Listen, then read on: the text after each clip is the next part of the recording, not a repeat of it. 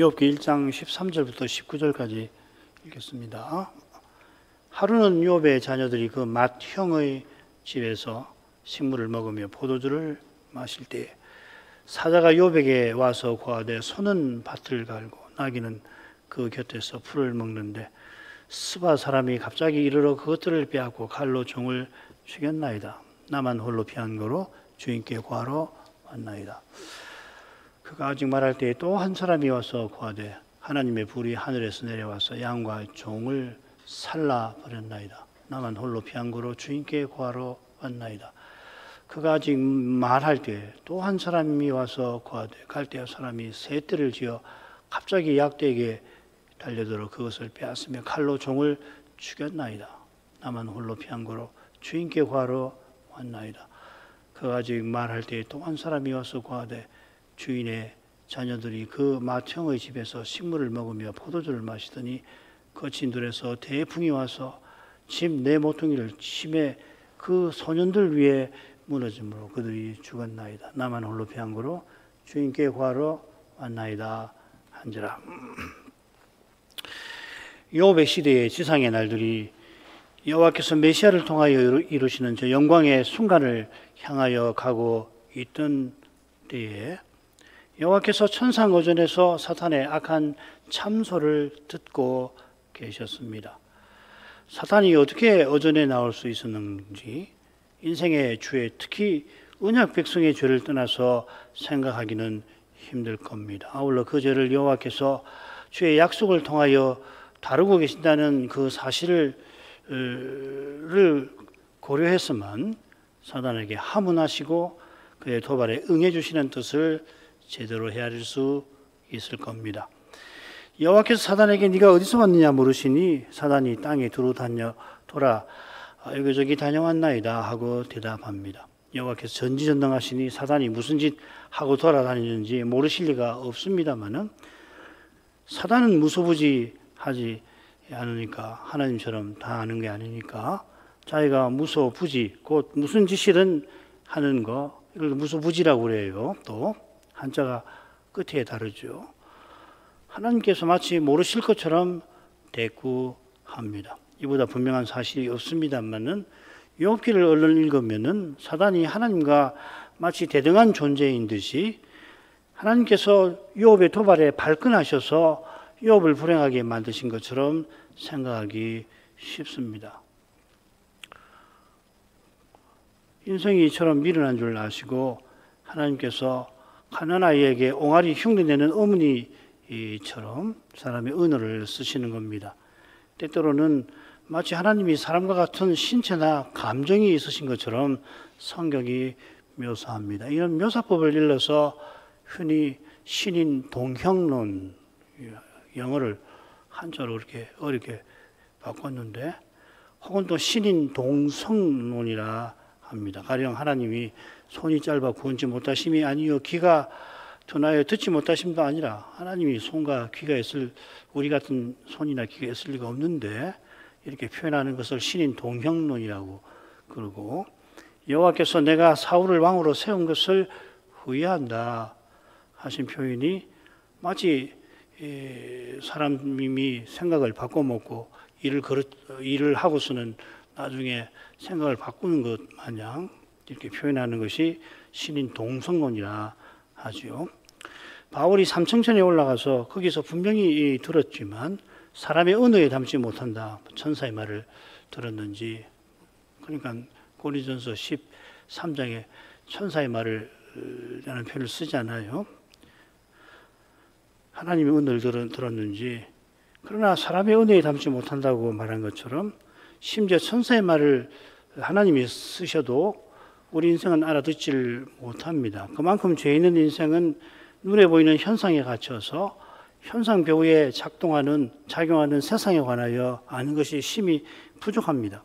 겸손히 성신의 가마를 구하면서 말씀을 살피는 것이 마땅하고 지혜일 겁니다. 여호와께서 다 아시고 사단의 답을 들으시자마자 네가 내 종 이욥을 유의하여 보았느냐고 물으십니다. 유의하여 보다 하고 새긴 표현은 그 마음을 두다.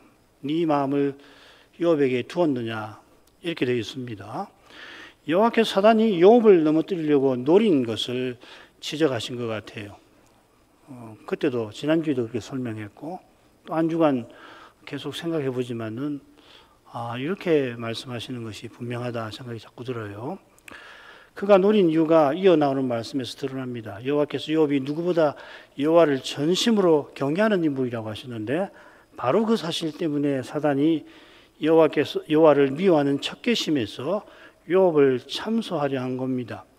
인생 중에 아무리 약한 자라도 사단처럼 하나님을 철저하고 집요하게 미워하는 이는 그가 사단의 자식이라도 그런 자는 없을 겁니다.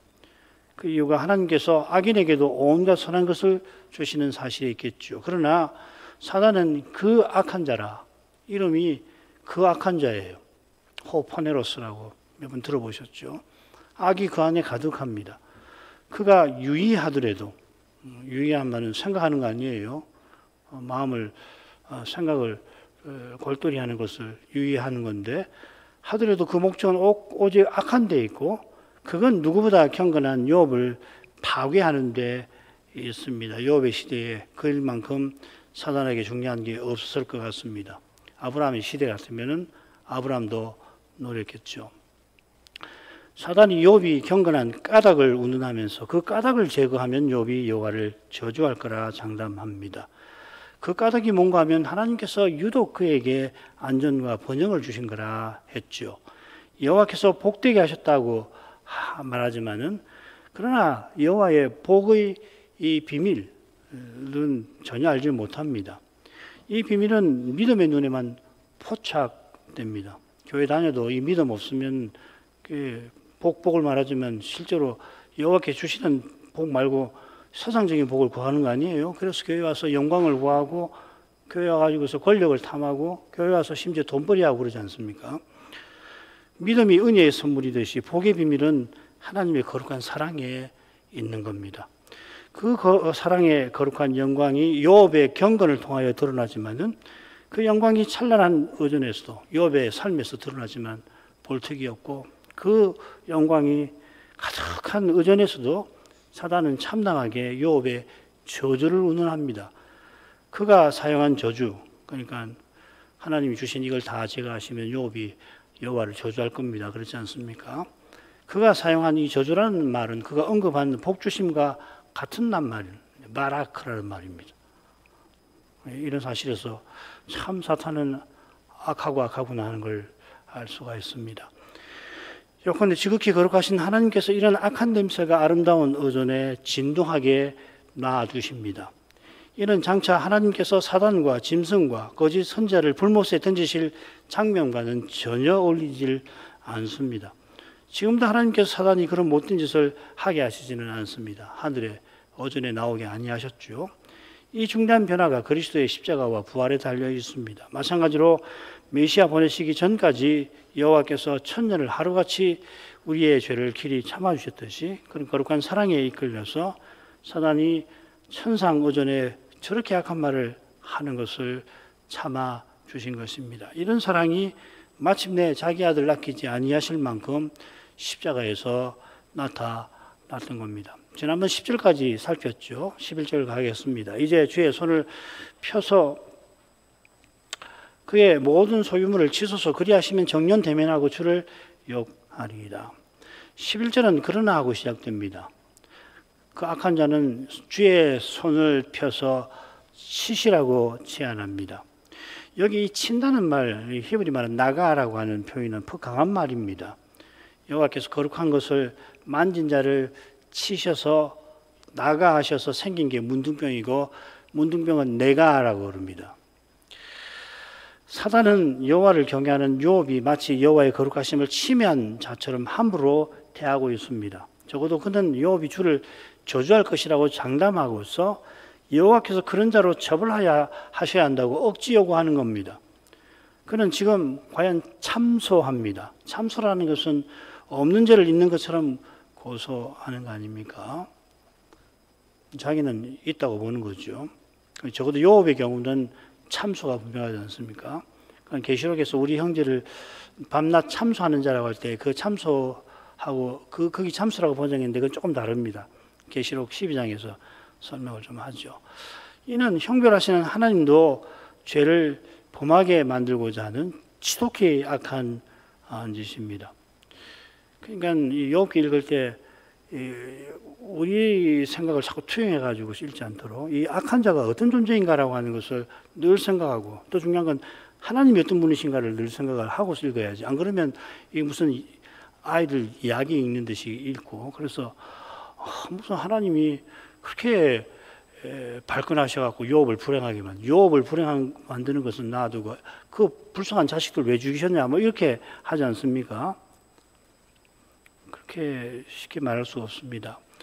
사단은 자기 요구가 무리한 데가 있는 줄을 느끼고서는 앞에서는 그와 그의 가정과 식구와 집과 그의 모든 소유 뭐 이렇게 했죠, 그죠? 그의 모든 소유물만 언급합니다.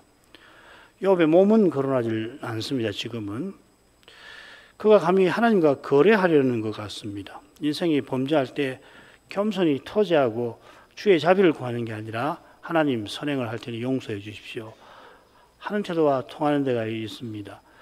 이런 태도는 하나님처럼 자기를 감히 높이는 교만과 붙어 있는 겁니다. 용서를 구하는 태도는 구걸하는 것처럼 보이지만 그 심정은 감히 거래하는 교만과 붙어 있는 거죠. 뭘 할 테니 그걸 보셔서 이번만 눈 감아 주십시오 이거 아니에요.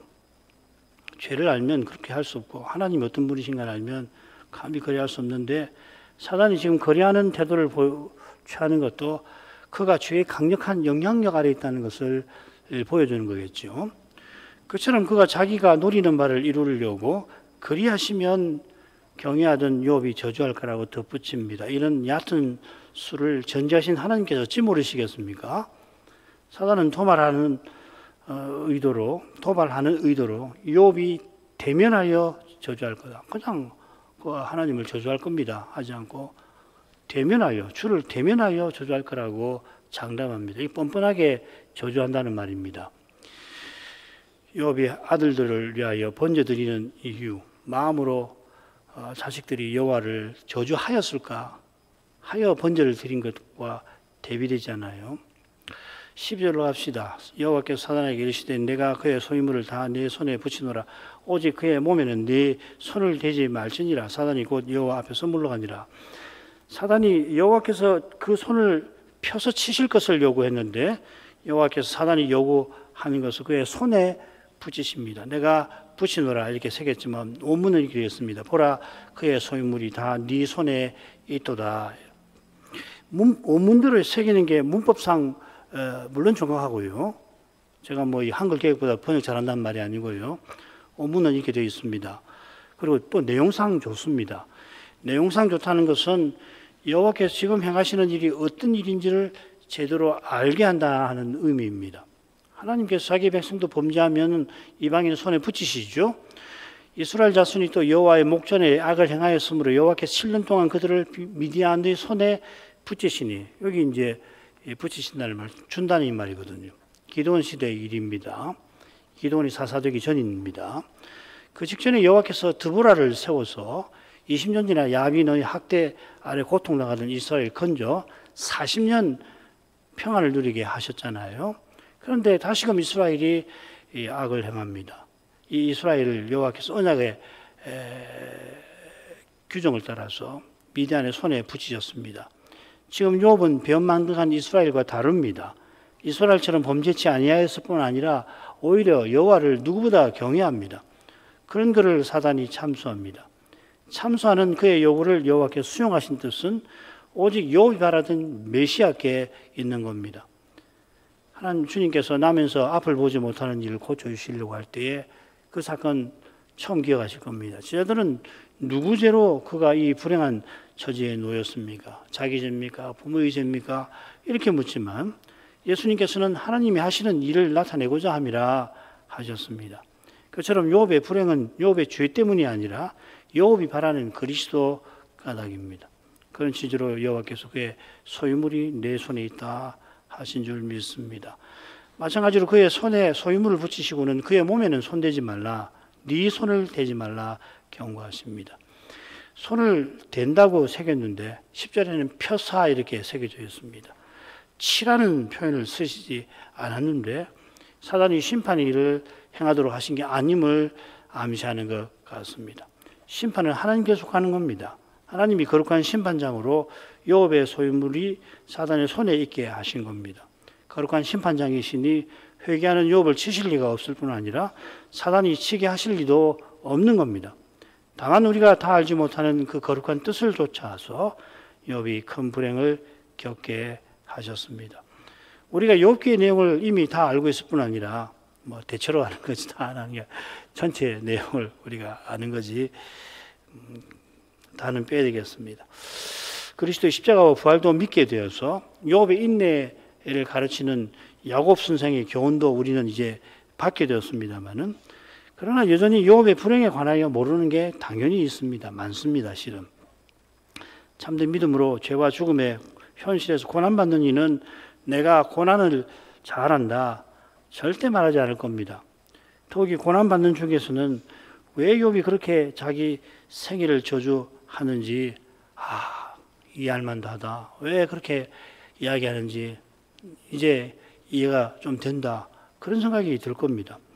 내가 고난받았다고 해서 고난받는 사람의 심정과 처지를 다 헤아리지 못하는 법입니다.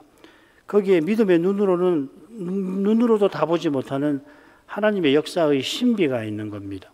하나님께서 사단으로 욥의 모든 소유를 손대게 하신 것은 오직 십자가에서 제대로 헤아리고 그리고 재림 때에 가서야 온전히 드러날 겁니다.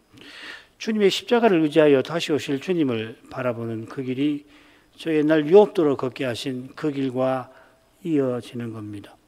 그 길에서 욥이 걸어갔던 그 길에서 구약교회인 여자가 만국을 다스리는 남자의 그 메시아를 낳게 하신 겁니다. 이 계시록 12장 처음 부분이죠. 그죠?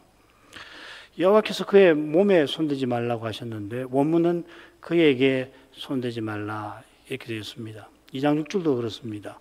그런데 이어 나오는 욥의 병을 보면 피부병 아니에요. 그러니까 그의 몸이라고 새겨도 좋을 것 같습니다. 자, 오늘 그 부분으로 가죠. 사단이 여호와 앞에서 물러가서는 여호와의 허용에 근거해서 욥을 불행하게 만듭니다. 사단은 네 가지 재난을 욥에게 안겨주는데 먼저 그 머릿말을 한번 보십시다. 하루는 욥의 자녀들이 그 마청의 집에서 식물을 먹으며 포도주를 마실 때에 하루는 했는데 이 천상 어진이 열릴 때 쓰인 똑같은 표현입니다. 사실 그날에 이렇게 새길 수 있습니다. 그날은 욥의 가족의 특별한 날입니다. 욥의 자녀들이 그 마청의 집에서 포도주 식물 잔치할 때죠. 같은 표현이 18절에도 나옵니다. 내 재난이 이 특별한 하루에 일어났습니다. 사단이 여호와의 허용하심을 받고는 욥을 무너지게 할 가장 좋은 기회를 노린 거겠죠. 그는 욥의 자녀들이 장남 집에서 잔치하는 가장 즐거운 그때 욥의 모든 것을 앗아가려 한 겁니다. 이날은 욥기 처음에 나온 것처럼 욥의 장남의 생일입니다. 야곱이 루빈을 가리켜서 내 기력의 시작이라 불렀습니다. 그래서 율법을 보면 장자의 몫이 다른 아들들보다 2배인데 이건 예시대에 장자가 가문이 있는 것이 언약에 그만큼 중요한 걸 보여주는 거죠. 그런 장자의 생일인데 더욱이 모든 자녀가 함께 잔치하는 것만큼 그렇게 기쁜 일이 부모인 욥에게는 별로 없을 것 같습니다. 이처럼 해 아래에서 실로 즐거운 날에 자기 가진 모든 것을 무참하게 잃어버리게 되면은 욥이 이 엄청난 불행을 하나님 탓으로 돌릴 거라고 계산한 거겠죠. 욥이 겪은 재난을 사례로 살피면서 이 점을 또 계속 생각해 보십시다. 첫째 재난으로 가겠습니다. 사자가 욥에게 와서 고하되 소는 밭을 갈고 나귀는 그 곁에서 풀을 먹는데 스바 사람이 갑자기 이르러 그것을 빼앗고 칼로 종을 죽였나이다. 나만 홀로 피한 고로 주인께 고하러 왔나이다. 욥이 필시 이 장남의 잔치를 기뻐하면서도 자녀들이 이 세상 즐거움에 취하지 않기를 기도했을 텐데 얼마나 즐거운 시간을 보낼까 흐뭇해하면서도 마음 저 깊은 곳에서는 아이들이 세상 행복이어서 여호와 앞에 그릇된 태도를 취하지 생각을 품지 않아야 될 텐데 부모는 그러지 않습니까? 욥은 더 그렇겠죠. 그런데 갑자기 사자가 옵니다. 이는 나만 홀로 피한 거로 주인께 구한다 한 것처럼 욥의 종 가운데 하나인 것 같아요. 한글 개역도 이 주인이라고 당신이란 말인데 주인이라고 새겼는데 해석을 그렇게 하는 거죠. 종이라고 보는 거죠. 종이라면 왜 이 사람을 사자라고 했을까 생각해 볼 만하죠. 욥기에 이 사자라는 마락인데 3번 나와요. 33장에는 중보자 역할을 하는 특별한 천사고요.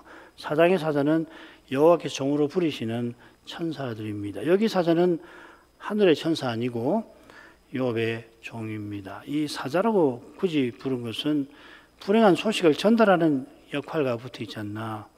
고하러 왔나이다. 나귀들란 말인데 이게 보통 사자가 가서 뭘 보고하는 말하는 그런 데 쓰는 말이거든요. 어쩌면 부족장인 종이 욥이 종 가운데 특별한 임무를 부여한 사람일 수도 있겠다 생각해 봅니다. 소는 밭을 갈고 나귀는 그 곁에서 풀을 먹는 이건 가을 거지가 끝나고 평화로운 장면을 보여줍니다. 추수한 곡식을 나귀가 실어 옮긴 다음에 나귀들이 곡식을 옮기고 난 다음에 쉬면서 풀을 한가로이 뜯고 있고 소는 수수가 끝난 밭을 갈아엎어서 이듬해 파종을 준비하고 있는 모습입니다. 참 즐거운 계절인데 마침 장남의 생일 잔치가 벌어지고 있습니다. 그런데 스바 사람이 갑자기 이럽니다. 이 스바 사람은 이 남부 아라비아에 사는 사람입니다. 아마도 저기 이집트 에티오피아 사람들이 올라왔을 것 같은데 욥기 6장 19절에 보면 스바 행인이라는 말이 나옵니다. 이 행인이라는 말이 무역상을 뜻하는 여행자라는 말이지만 무역상이거든요. 무역상을 가장한 무장대가 갑자기 들이닥쳤습니다. 들이닥쳤다, 이른다, 갑자기 이른다라는 말이 욥기 1장에 4번 나옵니다. 둘째 재난에 보면 불이 하늘에서 내려왔다. 이 나팔이란 말이 내려온다, 떨어진다, 뭐 이런 말이거든요. 세 번째 재난에서는 대풍이 불어서 집이 무너진다. 또 그 소식에 욥이 땅에 엎드러진데 이 낱말을 씁니다.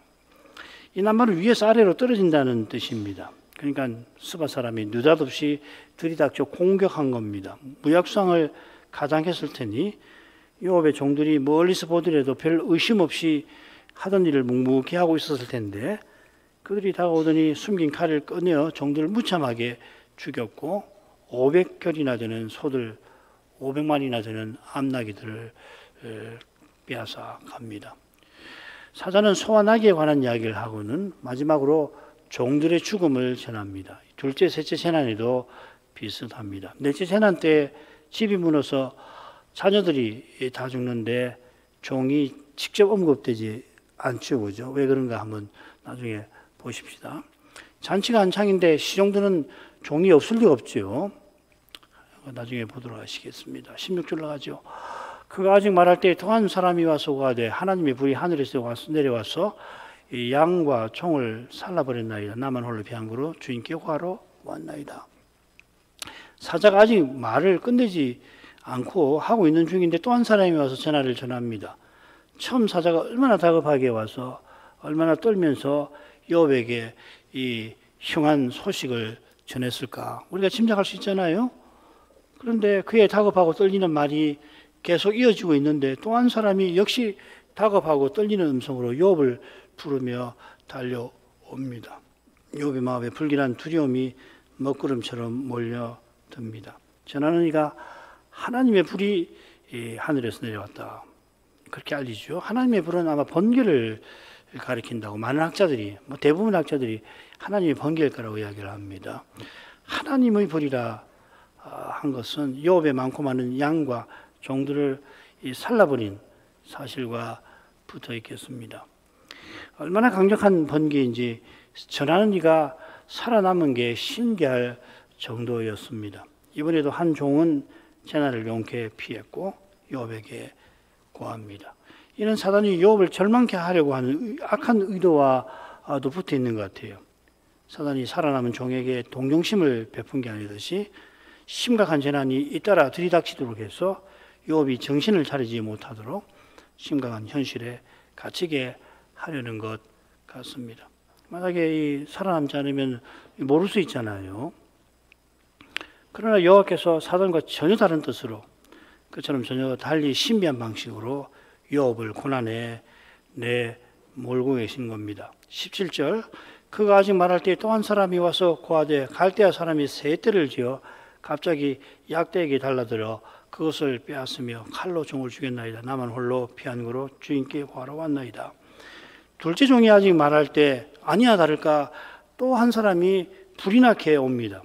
레기 언약문을 보면 여호와께서 때를 따라 비를 주셔서 땅은 산물을 내고 밭에 수목은 열매를 맺을지라 너희 타작은 포도 딸 때까지 하고, 그러니까 밭에 추수를 타작하는데 포도 딸 때까지 얼마나 농사가 잘 됐으면 그때까지 타작을 하고, 그 끝낼 때쯤에 포도 딸 때가 되어가지고 그래 너희 포도 따는 것은 파종할 때까지 미시리라. 얼마나 포도가 많이 열렸으면은 파종할 때까지 그렇게 할 거다 약속하십니다. 지금 욥이 겪는 불행은 이 약속과 정반대되는 것 같아요. 이런 불행은 하나님의 본심이 아닌 겁니다. 하나님께서 신자들을 고난받게 하시는 것은 고난 자체에 있지 않고 하나님의 사랑에 있습니다. 이번에는 갈대아인이 약탈합니다. 이 남부 메소포타미아, 그러니까 욥이 살았던 데로부터 쭉 북쪽이죠, 그죠? 유목민인데 세 떼를 지어 습격합니다. 치밀한 작전을 짜서 욥의 많은 낙타를 탈취하려 합니다. 달려들었다 했는데 이 표현이 어디 나오냐면 아말렉이 다윗이 전쟁에 나선 틈을 따서 시글락을 습격하여 그 여인들, 아이들 그리고 짐승들이 있는데 그 싹 빼앗아간데 거기 이 낱말이 쓰입니다. 그래 이 아말렉을 여호와께서 진멸하라 하신 것처럼 이 아말렉이 유독 야비하게 언약 백성을 해쳤죠. 약탈한다는 말에 그런 것이 있는 것 같아요. 욥의 낙타떼를 습격한 겁니다. 재난이 거듭될수록 욥은 더욱 타격이 큽니다. 아마 500겨리 소와 500마리 나귀보다 7,000마리 양이, 그리고 그보다는 3,000마리 낙타가 재산상 가치가 컸던 것 같습니다. 낙타가 훨씬 가치가 큰 건 사실이에요. 사단은 욥을 그야말로 설상가상처럼 거듭되는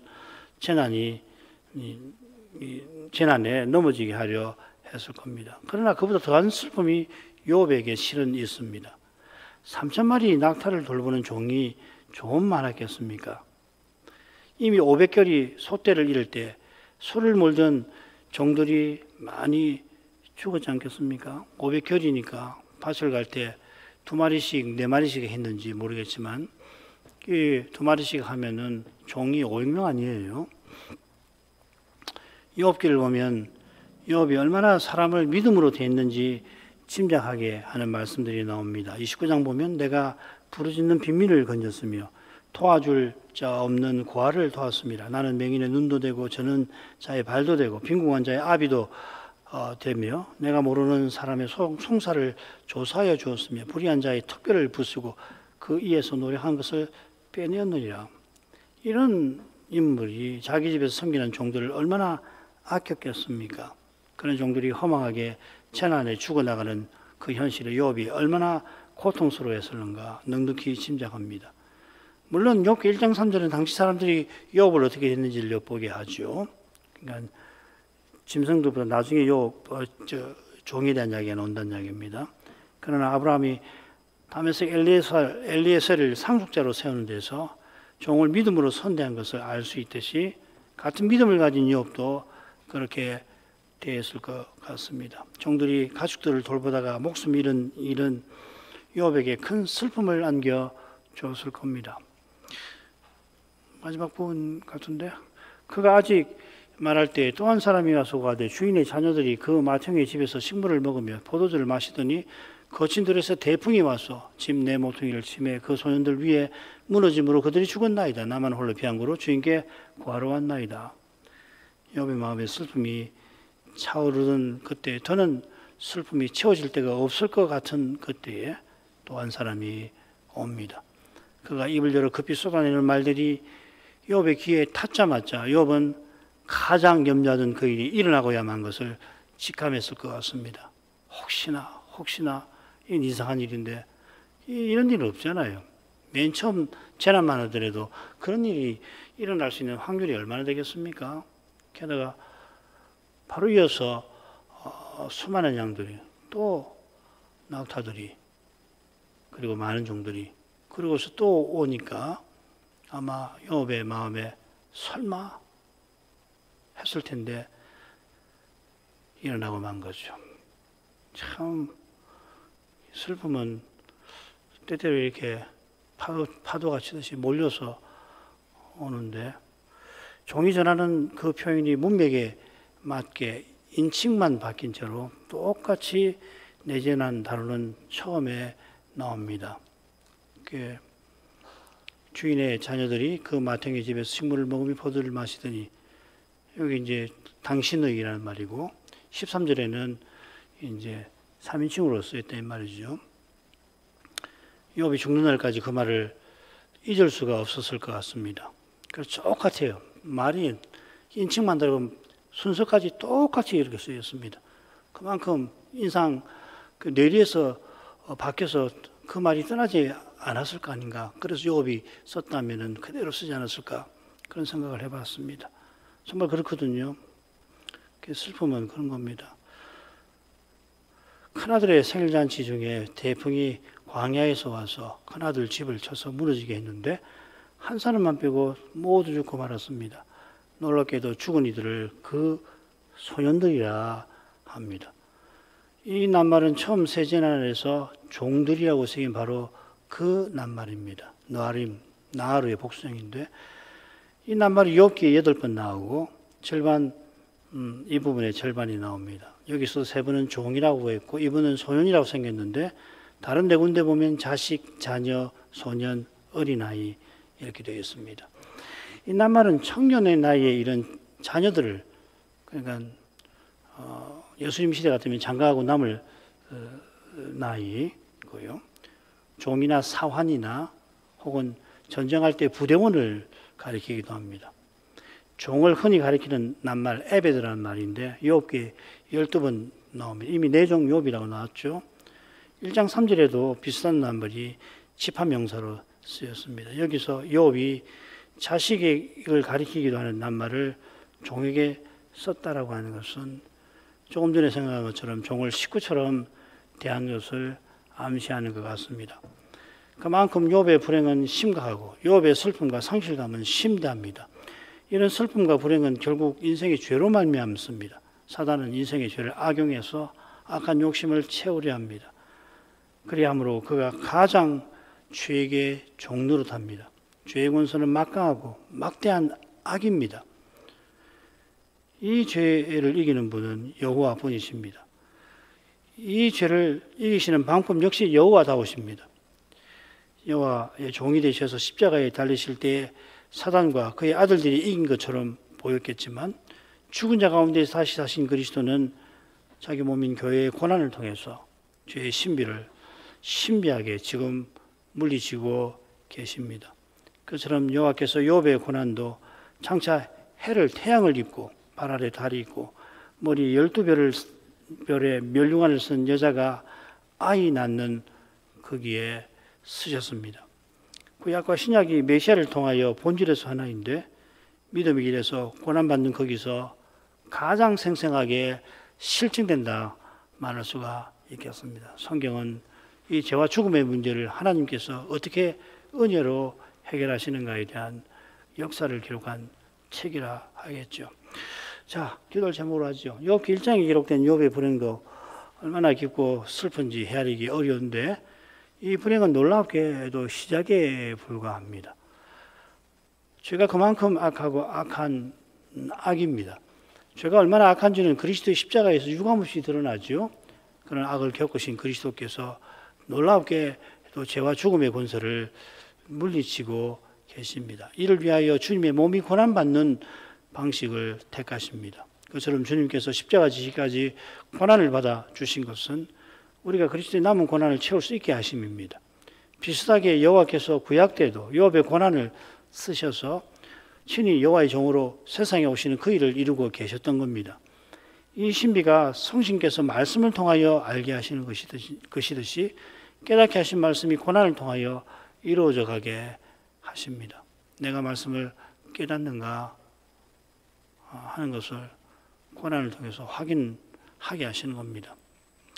고난을 받는 것이나 견디고 이기는 것은 결국 이것이 신비인데 아무도 스스로는 욥처럼 고난받기를 원치 않냐는 데서도 드러납니다. 욥도 그러지 않겠습니까? 욥이 이렇게 고난을 겪고 또 겪으려고 하겠습니까? 안 그랬을 것 같아요. 고난을 받는 것이나 견디고 이기는 것은 결국 주님께서 우리의 믿음을 통해서 친히 이루시는 일이 분명합니다. 사람은 견디지 못할 고통 중에 어찌할 바를 모르게 되고 욥처럼 기도마저 욥기 읽어보면은 말씀드렸던가요? 처음에는 욥이 기도를 해요. 논쟁하면서 친구들하고 논쟁하면서 계속해서 대답하면서 끝에는 기도를 합니다. 자기도 모르게 기도를 하는 거예요. 근데 논쟁이 거듭할수록 기도가 없어져요. 고난은 그런 겁니다. 주님께서 이런 우리를 위하여 간구하시고 또 연약한 우리를 붙들어서 끝까지 이끌어 주십니다. 말씀의 거룩한 빛이 이 진리를 우리 영혼에 비추어 줍니다. 이 은혜를 참 이게 어려운 건데 간절히 구해야 할 겁니다. 자, 그 다음 이런 말씀이 교회에 전파되도록 은혜를 구하십시다. 같이 기도하겠습니다. 거룩하신 아버지, 이날에도 주의 종 욥을 통하여 하나님이 행하신 일을 살필 수 있게 하셔서 감사드립니다. 예수께서 십자가와 부활로서 하나님 언약을 이루신 덕분에 이제 하늘에서 마귀가 있을 곳이 없고 있을 아무런 근거와 이유가 다 사라지게 되어 밤낮 우리 형제들을 전에 참수하던 그가 오전에 추방되어서 이제는 땅에 내던져졌사오나 전에는 그가 천상어전에 나와서 감히 악한 참소를 서슴지 아니하였는데 그런 악한 일이 어전에서 벌어질 뿐만 아니라 그런 악한 해방을 하나님께서 친히 겪으셨습니다. 이처럼 행하신 뜻이 얼마나 신비하고 심오한지 말씀을 통하여 깨닫고 또 깨닫게 되더라도 다함이 없나이다. 마침내 여호와께서 여호와의 종으로 세상에 오셔서 십자가를 진 거기서 하나님이 기뻐하신 뜻이 다 드러났사오며 그 거룩하신 뜻이 부활하신 그리스도께서 주님의 교회를 통하여 죄와 죽음의 권세를 물리치시는 거기서 더욱 이루어져 가게 하시는 줄 믿나이다. 예수께서 사울에게 나는 네가 핍박하는 예수라 하시고 거룩한 계시를 그에게 베풀어 주신 덕분에 이 사도를 통하여 주님께서 지금 주님의 몸과 지체를 통하여 행하고 계시는 일의 그 신비한 것을 저희도 배울 수 있게 하신 것을 기억합니다. 그 배운 만큼 위대하고 중요한 것이 이 세상의 역사에 다시 없는 줄 믿습니다. 그리스도께서 부활하셔서 이 위대한 일을 이처럼 부족하고 연약하고 아무 쓸모없는 저희를 통하여 행하시는 거기서 하나님의 사랑이 찬란히 드러나옵나이다. 그러나 그 사랑이 저 옛날에 심지어 저희가 언제인지도 알지 못하는 그런 때에도 욥의 생애를 통하여 놀랍게 나타났던 것을 성경에서 배우게 하십니다. 욥은 자신이 왜 고난받는지 알지 못하고서 인생으로서 견디지 못할 슬픔과 괴로움을 겪고 있었지만 그런 것을 통하여서 하나님께서 장차 여호와의 종으로 세상에 오시는 그 위대한 일을 이루고 계셨던 줄로 믿습니다. 장차 저 하늘에서 우리 하나님께서 욥을 통하여서 욥의 고난을 통해서 어떤 위대한 일을 거룩한 역사의 길에서 행하셨는지도 배울 수 있게 되겠사오며 그때서야 지금 이곳에서 믿음의 길에 고난받는 뜻을 온전히 헤아리고 온전한 기쁨에 들어가게 되겠사오나 그러나 욥이 그런 불행을 겪게 되는 이유에 관하여 저희도 전혀 모르지 아니할 뿐 아니라 신령한 세계의 그 작용에 관해서 미련한 저희도 생각하고 깨닫게 하시는 바가 있나이다. 욥의 시대에 사단이 얼마나 욥을 노렸을지, 주님 시대의 바리새인들이 예수님을 얼마나 노린 거기서 짐작할 수가 있겠나이다. 이런 악한 작해가 세상 끝날까지 끊이지 아니할 터이나 인생이 눈에 보이는 현상 세계에 갇혀서 그 보이는 세계에 유력한 것에 육의 몸의 문제를 돈과 명예와 힘으로 권력으로 해소해 보려고 하는 것에 휩쓸리기가 참 쉬운 것을 생각하면은 언제든지 저희가 깨어 근신해야 할 것을 생각하게 하십니다. 특별히 이 시대에 사단이 얼마나 악랄하게 그 괴계를 주님의 교회들 가운데서 그 괴계를 부리고 있는 것을 놓칠 수가 없고, 그 악한 꾀에 놀아나지 않을 뿐 아니라 그 악한 꾀를 꼭 이기고 나가기를 힘써야 될 줄 믿나이다. 하나님 아버지, 껴있는 마음을 저희가 늘 구할 수 있게 하옵소서. 예수님 이름으로 기도합니다. 아멘.